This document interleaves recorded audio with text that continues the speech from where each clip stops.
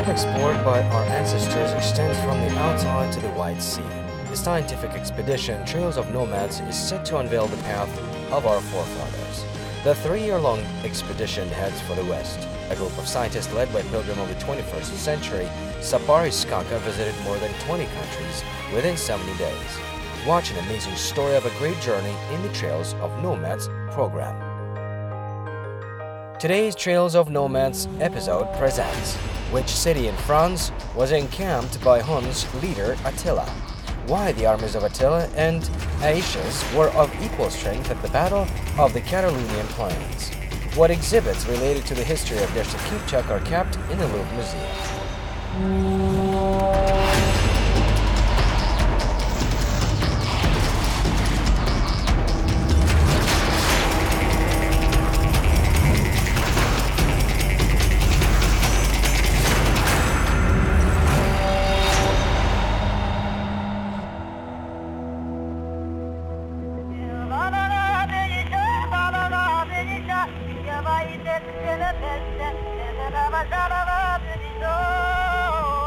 Having collected valuable facts in Italy, the Trails of Nomads scientific expedition headed to France to learn about some historical clues left by the ancestors. The country preserved numerous memorable places connected with the Kazakhs and their ancestors. For the first time, Kazakh singer Amre Kashaubayev presented a rich Kazakh musical culture to the world in 1925 during the Expo in Paris. This land witnessed the exploits of the famous fighter for the freedom of the Kazakhs. If one goes deeper into history, the first thing that comes to mind is the heroic path of the famous ancestor Attila. He was known as the Scourge of God. All nations of Europe, including the French, respected him. The expedition participants, descendants of the Huns and Turks, were welcomed in Paris as dear guests. This was the second visit of the expedition team after 2016.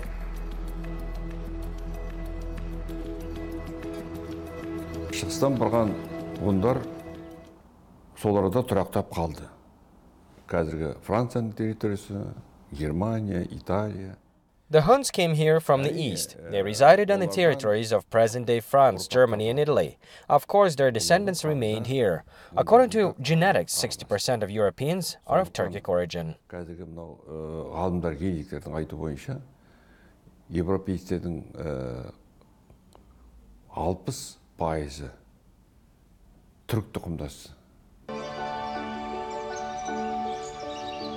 This is the village of the La Chapelle, which is located 200 kilometers east of Paris.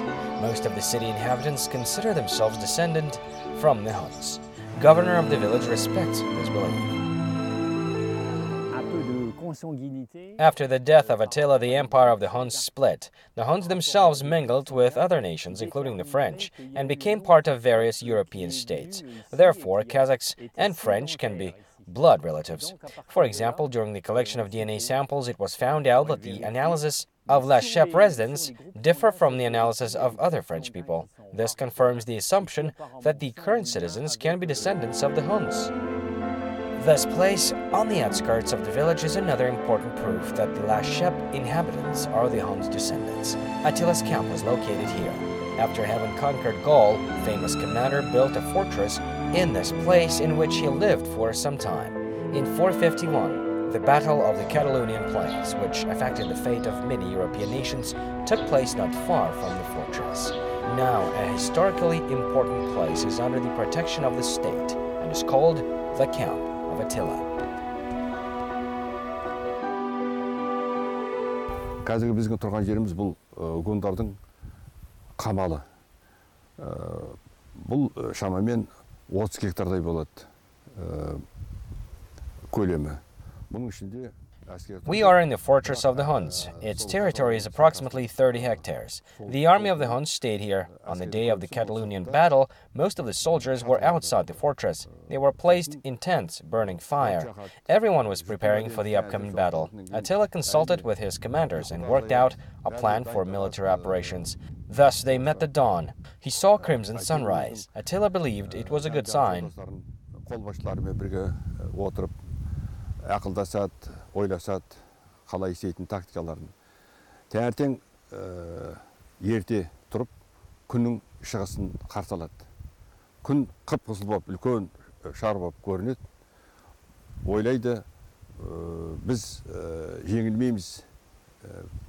Күннің үлкен болып қызыл болып шыққанын біз таң ата қарсы алдық дейді. Бұл ғұндардың өзінің баяғыдан ескіден келе жатқан тәжірибесі еді.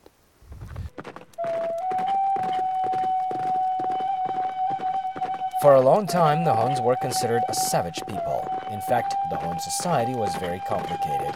They had special customs and traditions. For example, ahead of any important event, including battle, the Huns met the dawn. Why the sunrise? Because the Huns worshipped nature. Each of its phenomena had special significance for them. Kazakh poet Magjan Jumabayev described it in the work The Prophet.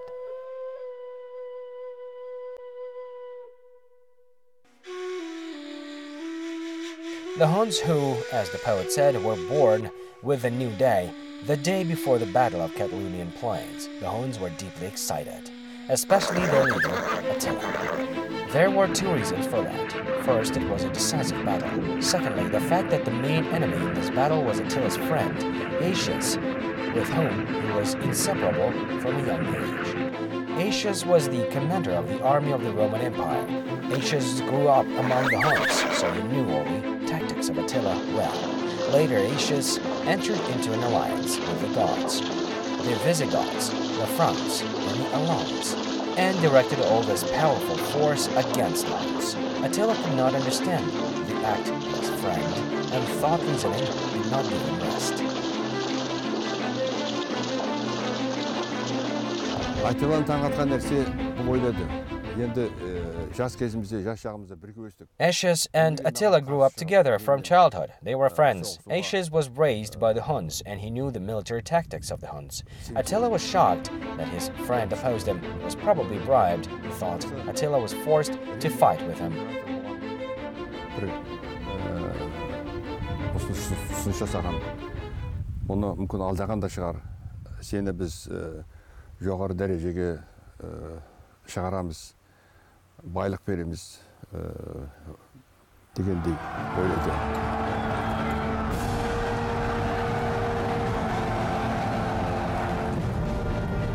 After the conquest of French cities, Attila sent Aetius to Roman Emperor Valentinian.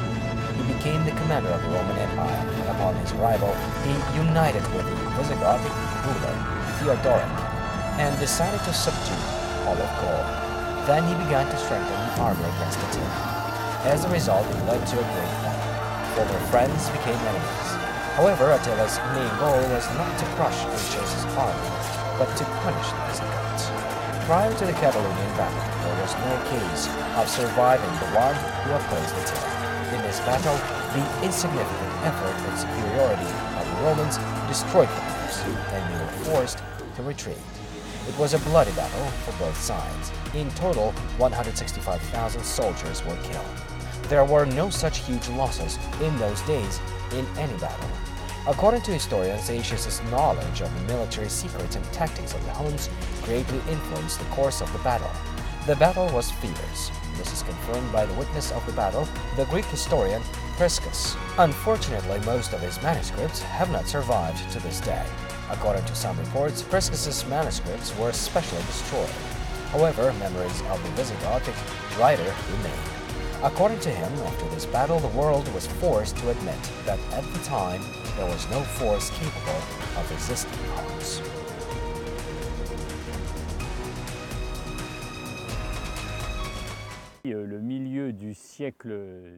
There are many people who came out of curiosity to see Attila's camp near the French village of La Chèvre.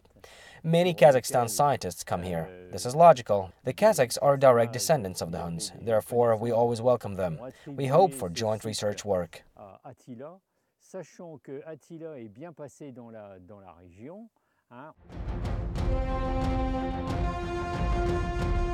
The Huns led by Attila left their camp near La Chèvre after the Battle of Catalonian Plains in 451. They stayed at their headquarters in Germany to strengthen their army. And in 452, they went on a new campaign.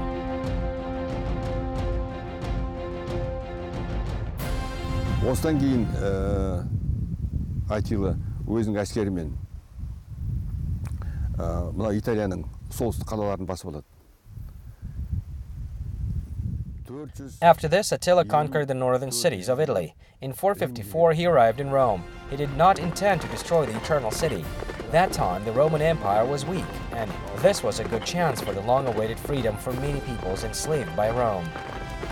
Bir жағынан, уже сол уақытында уже шіріп атқан сондай Римнің бұрынғы атағының бәрі жойылған, императорлардың бәрі де осал.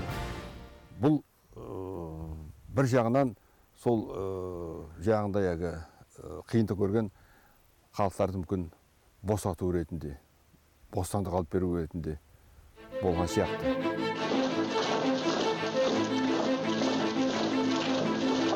Actually, Attila was not a cruel ruler. He fought for freedom. He liberated many Europeans from dependence. 9 states became independent thanks to Attila. Now there are approximately 40 cities in the world associated with the Huns and Attila. Their inhabitants consider themselves descendant from the Huns.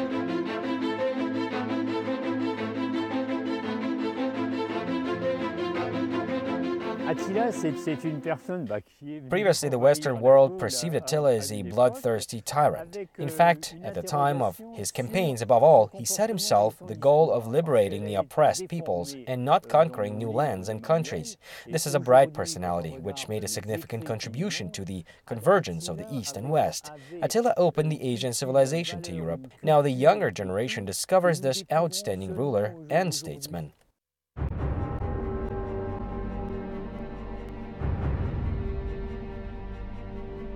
The Huns are the direct ancestors of the Kazakhs. At one time, they created the advanced state for their time, which in many ways was the trendsetter for the whole world.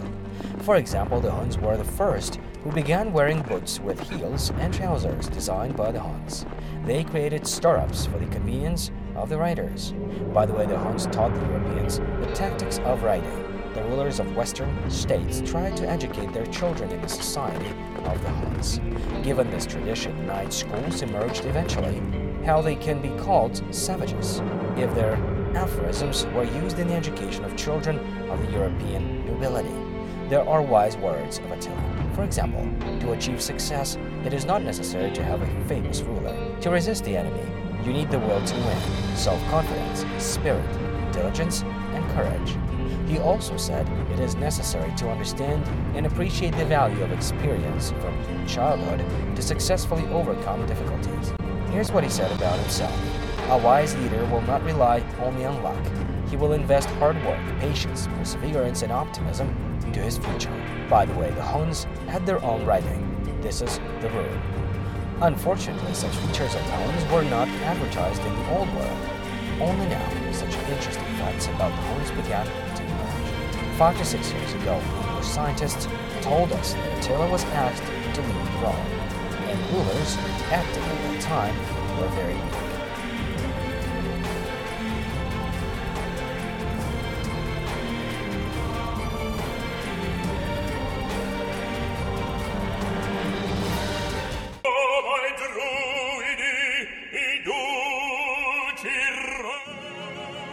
This is the opera, Atilla, of the Italian composer Giuseppe Verdi. The premiere took place on the 17th of March, 1846 at the La Fenice Theatre in Venice. According to libretto, Attila is a bloodthirsty man who forgot about everything at the sight of gold. Such image of the Huns leader has come down to our days. Only the team of the Astana Opera Theatre presented the true image of the hero to the spectators in the updated production of the Attila opera.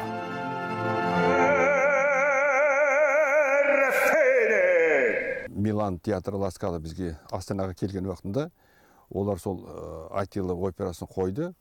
Қойған уақытында Атилланы The troupe of the Milan Theatre La Scala staged the Attila opera in Astana. The leader of the Huns was presented in the image of a person supporting and protecting the offended and disadvantaged. When I first saw the production of Attila in Munich, there was a scene when he was burning the books. In the Astana production, Attila, on the contrary, closes the books from the fire with his cloak. Астанаға келіп қойған уақытында ол наоборот өзінің плашымен жаңағы өртеніп жатқан кітаптардың үстін жабады.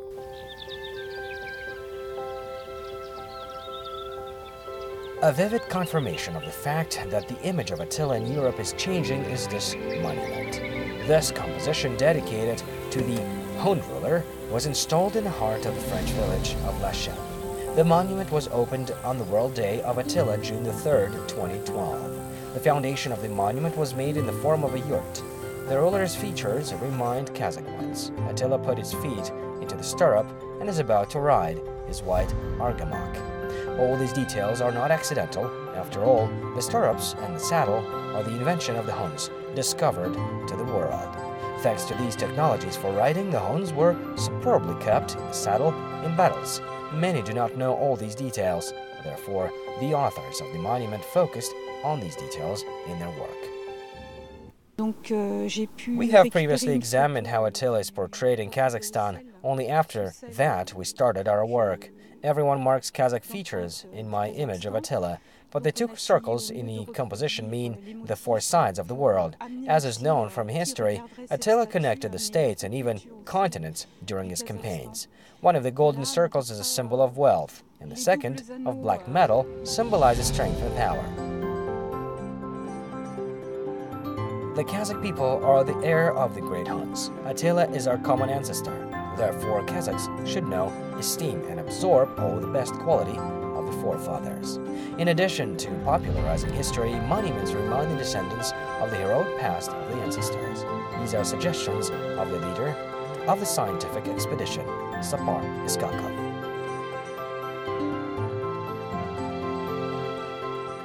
Егер Еділ патша шында да Қазақстан территориясынан шықты десек, Алтайдан.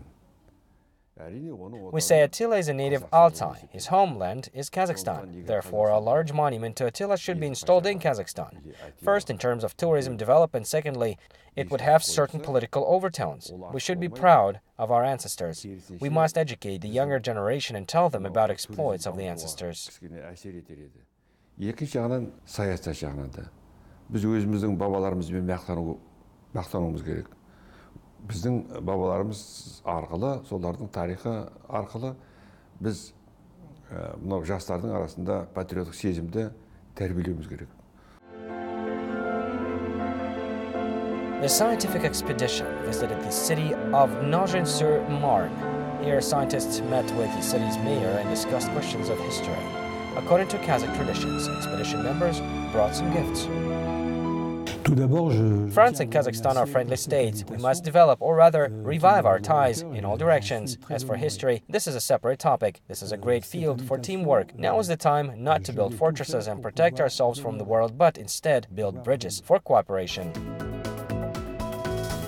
Participants of the scientific expedition visited the famous Louvre Museum in Paris. There are many exhibits related to our ancestors. For example, in the Islamic Arts Hall, there are things from the Kipchak Mamluks of Sultan Hassan, who headed Egypt, the military helmet of another Mamluk, Sultan Barizbai. This candle was brought here once from the Hoja Ahmed Yasawi Mausoleum in Turkestan.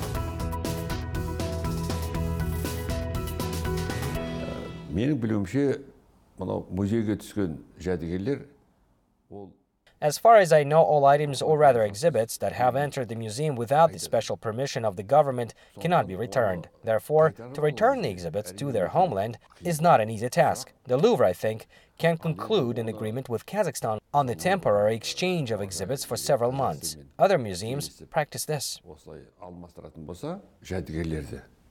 Уақытша бір ай, 2 ай, 3 ай ондай тәжірибелер бар, мысалы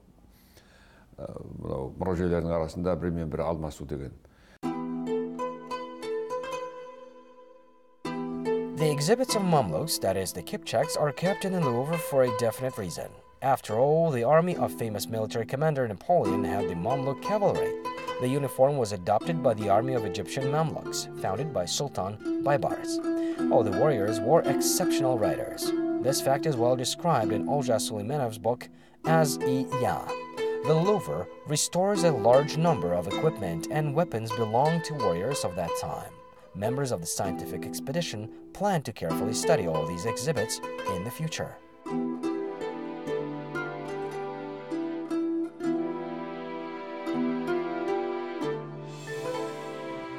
members of the Trails of Nomads scientific expedition continue to study the legacy of the forefathers in France. We will tell about the outstanding Kazakh, public and political figure Mustafa Shokay, who lived and worked in Paris for a long time. French people respect Shokay, considering him a symbol of freedom. Watch the next episode to learn about the exploits of Mustafa Shokay in Europe.